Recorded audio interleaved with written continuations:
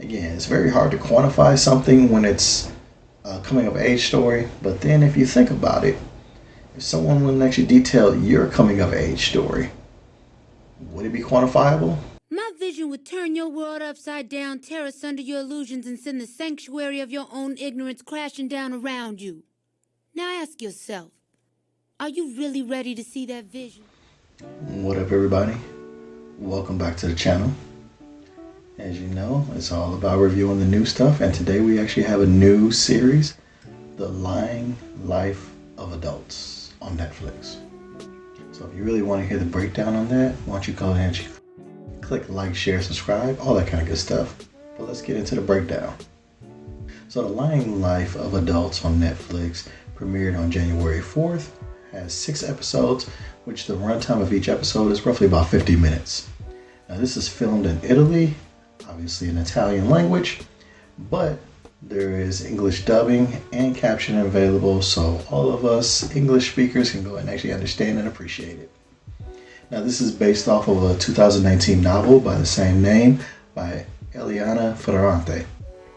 So let me go and actually give you what I found as far as the storyline. Okay? So Giovanni's pretty face is changing, turning ugly, at least to her father. Giovanni, he says, looks more like her Aunt Vittoria every day. But can it be true? Is she really changing? Is she turning into her Aunt Vittoria, a woman she hardly knows but whom her mother and father clearly despise? Surely there is a mirror somewhere in which she can see herself as she truly is. And that's one description I found. Here's another one.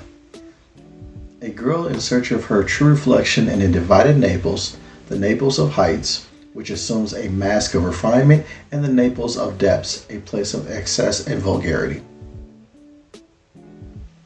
So when you go and actually hear those two different storylines, if you're like me, you're probably still a little confused as what actually is this story. I know that there is a young lady, she's a little bit of questioning herself, but what's actually going on here? So that kind of leads into my who is this for? Who's the target audience for this?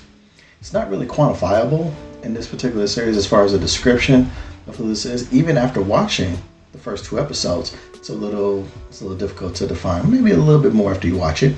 But I would say this is obviously in the genre of drama or coming of age story. I would say anyone who's looking for a self-discovery experience, especially that of a teenage to woman story, or even like a black sheep of the family type of story, that's your target demographic for this particular series. Now I want to give a disclaimer here. I'm usually able to interpret thoughts and ideas that aren't in my usual wheelhouse. I'm pretty open-minded and able to decipher, even if it's not my genre or my cup of tea, of a series or a movie, really trying to get whatever the filmmaker is trying to relay out there. But I'm also going to be honest with the fact that I am a black male that has grown up in North America. So I may miss some of the true intentions of the filmmakers in this particular series. And I ask that you go and actually take that into account when I'm giving you the breakdown of the target audience versus the casual viewer here, just so that you can kind of have that perspective as we go forward. Fair enough? All right, cool. For my target audience, the main protagonist, Giovanna, played by Giordana Margrengo. My enunciation is a little crazy, okay? So I apologize. But Giovanna effectively shows the balancing act an adolescent girl has to do, being the good daughter, friend, niece, and while trying to be seen as successful in school, going with social norms, and trying to figure out who she is and who she wants to be. And she's very good in this role. The young lady that plays Giovanna, she conveys that transformation to adolescence and questioning who you are. She does that really well. Now her father Corrado, played by Giuseppe Brunetti, definitely plays a pretentious, scholarly, father knows best type of man. His personality is that of a man that's in control of everything and everyone. He knows what's best for everyone, he knows what's up, and he's the one to be trusted in everything and all affairs of the family. But it's always the case, the more that you look, the more his illusion slips. And he plays that role very well. Now, there's one other notable that I want to go and actually call out on the positive side for the main target audience, and that is Ballerina Golino as Giovanna's aunt and Corrado's sister. Now, she's the antithesis of her brother. She does what she wants. She lets emotions run her, and she's very non-materialistic. She's very good in her role of kind of being the antithesis to her brother and being the other reflection of the family for Giovanna, the main character. Okay? Now, for my casuals, because of course we can go ahead and actually get good acting by the mains, but what else is there? Is there anybody else supporting that? Having 3 good main actors is really good to set up the drama, but the role players in this actually do a pretty good job in their portrayals. And if you're okay with dubbing voices, the acting is good for this series. And what I mean by that is that as a casual viewer, sometimes dubbing can kind of take you out of a story or take you out of a scene just by seeing the lips move and things like that. But I think the actors that are dubbing in for the English version of it do a very good job of portraying the emotions on the screen versus some other foreign films that come about. They just don't have good voice acting or good voice dubbing. But this one I think is actually done very well. So for the casual viewer, that won't take you out of it. Now, in relation to the story, I believe our target audience, you're going to go ahead and actually see the constant push to show you how weird and how twisted the world that Giovanni grows up in. We're given scenes that showcase various situations that people that interact with her and constantly see how she sees the world and how it constantly changes for her. In this respect, the series is good at showing the evolving thoughts the more Giovanna is pushed outside of her safe world that her father has built.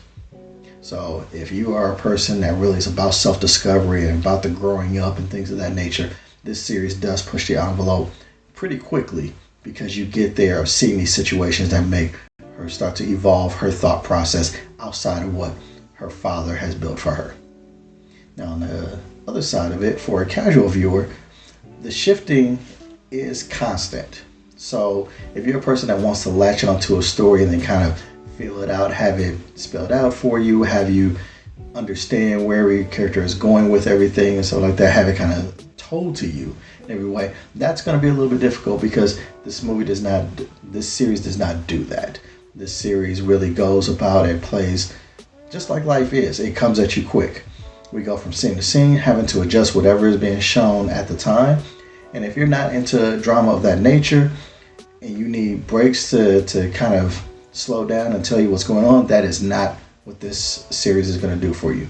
It's a story you have to get on board with and be able to see how this girl comes of age and why very quickly. So some last thoughts before giving my verdict for my target audience. The series benefits from its country of origin at the time setting in the 90s to effectively make the coming of age more genuine.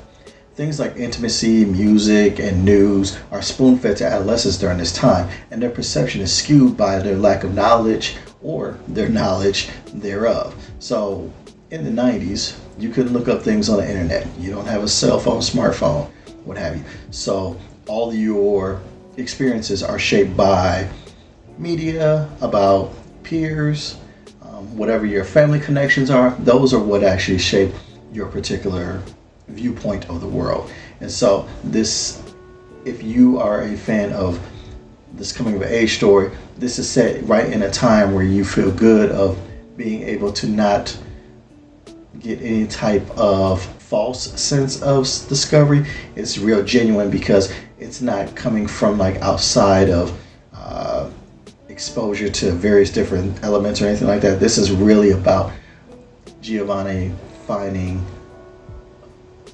her way within her family setting and her relationships with her family. Now, for the casual viewer, being set in the 90s isn't necessarily good or bad because it doesn't really do anything for you as far as the story, because it's not that big of a deal for where it's set. You're just considering like, is the story for me? Is it good as far as the acting and things of that nature?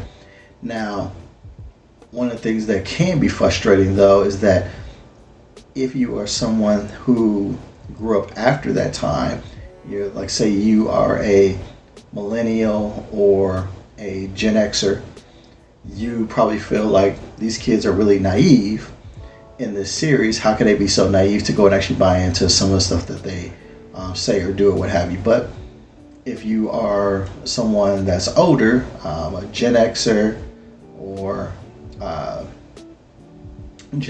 older, you understand why these kids act the way that they do. So don't let the lack of technology or lack of access to knowledge or what have you deter you as a casual viewer. So my verdict for both my main target audience and the casuals for this particular series is watch one episode. The reason being is that the acting and the story are solid. It's the way that this coming of age story is told that it is nuanced and it isn't for everyone. Okay, seeing what the perceptions of a teenage girl in Italy during the 90s, sheltered by a father, introduced to an emotional aunt, and then starting to understand that her father, mother, the world isn't as she thought it was. And it's a weird journey that she goes on to go and actually find that self-discovery. This is a series that I think everyone should give at least one episode to kind of find out if it's your thing. Again, it's very hard to quantify something when it's a coming of age story, but then if you think about it, if someone would actually detail your coming of age story, would it be quantifiable? I believe that's the quintessential question to ask when you're watching The Lying Life of Adults on Netflix. There you go.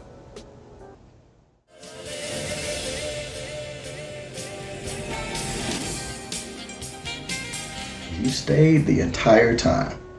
I appreciate that about you. Because I have such appreciation, I want to go and actually show you more videos.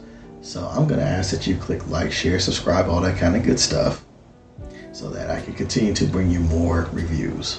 I'm going to try and get a more consistent schedule basis so you guys know when to expect some videos.